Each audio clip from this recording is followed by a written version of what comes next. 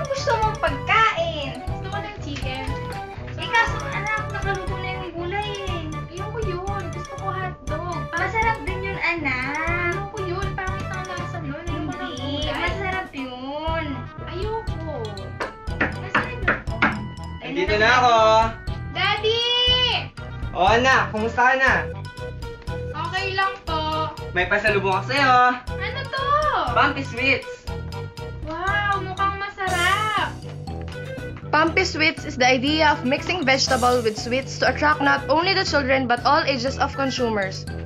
It has pastillas and yema. Try mo to. Sarap nito, Daddy. Bili mo ako ulit ng ganito. Oh, akala ko ba hindi ka kumakain ng gulay? Gulay? Gulay ba to? Hindi kaya. Tignan mo kaya yung ingredients niya.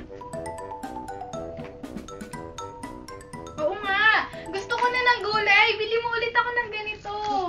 1, 2, 3, not only you and me, got 180 degrees and I'm caught in between. Counting 1, 2, A bouquet of happiness.